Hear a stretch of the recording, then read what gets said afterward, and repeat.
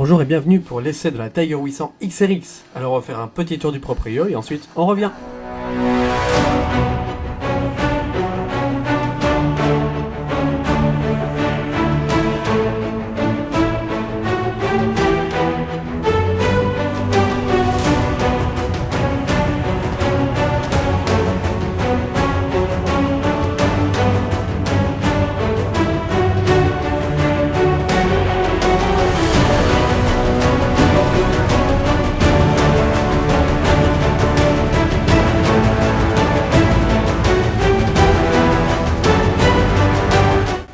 Si les différences ne sont pas flagrantes au premier coup d'œil, les plus attentifs remarqueront tout de même quelques changements, notamment au niveau du cadre, qui est passé d'un noir à un gris titane, qui franchement est du plus bel effet, et alors aussi au niveau des écopes. Les écopes maintenant un petit peu forcies afin d'accueillir le nouveau radiateur qui dispose d'une plus grande surface de refroidissement. Mis à part ça, il n'y a aucun autre changement sur ce millésime. Mais alors où sont-ils, me direz-vous ? Tout simplement du côté de l'électronique, parce que là, il y a eu des changements. Dorénavant, nous avons droit à une poignée de gaz Ride-by-Wire qui nous ouvre les portes de la modernité et bien entendu des cartographies moteurs. Maintenant, nous avons droit à un mode Road, Off-Road, qui permettra de réduire le traction control et de désactiver l'ABS arrière, et le mode Rider, qui lui permet d'aller beaucoup plus loin dans les paramètres et de régler sa moto aux petits oignons. Grâce à ce dernier, vous pourrez changer la cartographie moteur en mode Sport, Road, Rain et Off-Road également. Ce n'est pas tout car vous pourrez également modifier le mode d'ABS en choisissant Road, Off-Road ou Off tout simplement. Sachez tout de même que le mode Off-Road désactive l'ABS arrière. Et bien entendu vous pouvez modifier le Traction Control afin de faire pourquoi pas un peu de glisse. En plus des indications traditionnelles, vous pouvez voir maintenant par trip la vitesse moyenne, le nombre de kilomètres parcourus, le temps parcouru et la consommation moyenne. De plus vous pourrez voir l'autonomie restante, la température ambiante, le nombre de kilomètres total parcourus, et enfin la consommation en temps réel. Autant vous dire que l'ordinateur de bord est très complet. Du côté des choses utiles et pratiques, un allume-cigare à côté du contact, un sous la selle, mais également les leviers de frein et d'embrayage réglables, la serrure de la selle arrière sous le feu stop, qui permet d'ouvrir plus rapidement et facilement sa selle passager. D'ailleurs sous cette dernière on peut mettre facilement un cale-disque et pourquoi pas un petit gilet fluo. Petit plus sous la selle conducteur, on peut faire grimper ou descendre la hauteur de la selle à 810 ou alors 830 mm. Et pour remettre la selle, rien de plus simple, on regarde où sont les ergots, on place, on glisse et ça y est, plus qu'à refermer la selle passager. Il y a aussi les protège-mains, la bulle réglable sans outil, mais nécessitant d'être à l'arrêt pour la modifier. Et enfin, la béquille centrale. Ça, c'est le neck plus ultra. Maintenant que la partie présentation est terminée, on va pouvoir profiter d'un bon thé afin de se mettre en condition pour aller chevaucher cette petite anglaise après.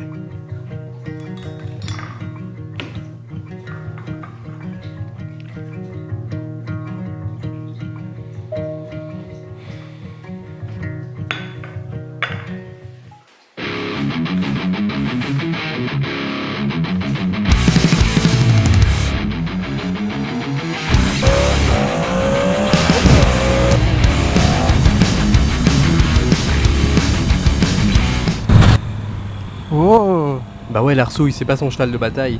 On change de registre et on enchaîne. Si la grosse attaque n'est pas réellement faite pour elle à cause de sa garde au sol un peu limitée, la balade est clairement son domaine de prédilection. Avec son moteur linéaire mais néanmoins vaillant de 95 chevaux, la Tiger vous offrira de franches relances sans pour autant vous allonger les bras. Couplé avec le Traction Control, autant vous dire qu'en sortie de courbe, en cas d'accélération un peu trop vive, il n'y a aucune chance de faire partir l'arrière.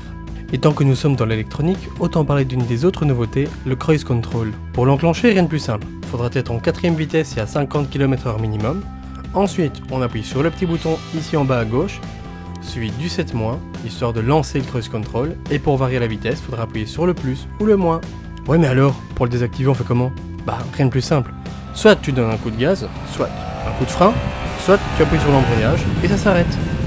La partie freinage a été confiée ici à Nissin. Alors sur l'avant nous avons deux disques flottants de 308 mm avec étrier radio de piston et sur l'arrière nous avons un simple disque de 255 mm avec l'ABS déconnectable pour l'avant et l'arrière bien entendu.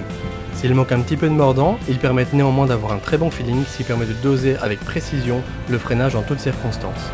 Pour les suspensions, à l'avant nous avons une fourche inversée Showa de 43 mm offrant un débattement de 180 et à l'arrière nous avons un monoamortisseur Showa toujours mais offrant un réglage hydraulique de la précharge et un débattement de 170 mm. S'ils ne sont pas entièrement réglables, d'usine en tout cas ils sont très bien calibrés, ce qui permet de rouler assez sereinement, même sur des pavés.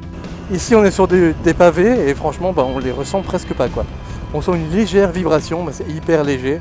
Bref, une réussite. Après ça on s'est dit, mais pourquoi pas aller tester ses aptitudes en manœuvre? Et on l'a fait.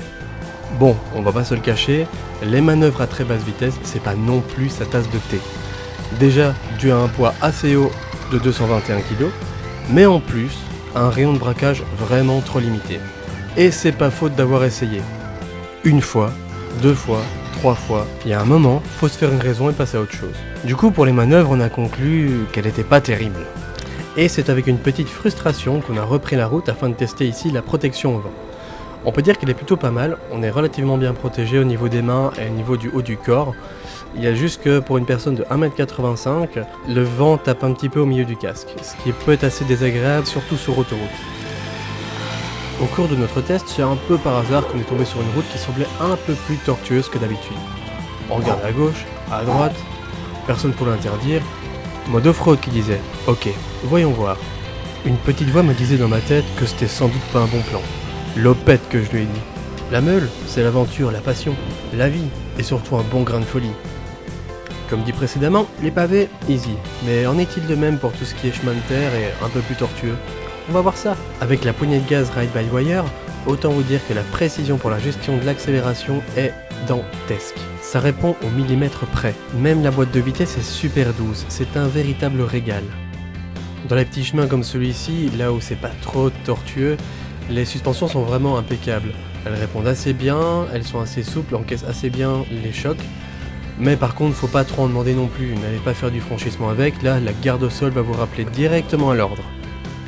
Bien que ce ne soit pas du tout son domaine de prédilection, pour les chemins pas trop chaotiques, c'est tout à fait passable. Bon, ici on est quand même sur la route, on va pouvoir passer en mode road, et ça y est, gaz!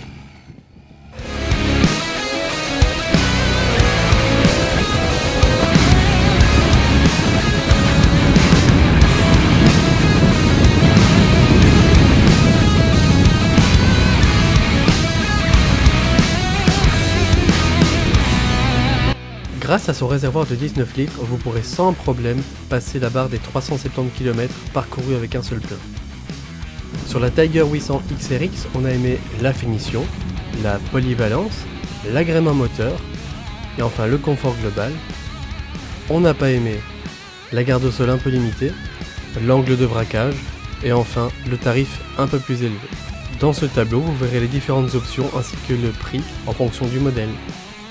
J'espère que la vidéo vous a plu, n'hésitez pas à laisser un petit commentaire, un pouce bleu. Vous pouvez également passer sur le site Objectif Moto, le lien est dans la description afin de lire mon article et l'article évidemment des autres. Et vous pouvez nous rejoindre sur Facebook et Twitter, tous les liens sont encore une fois dans la description. Allez, ciao ciao!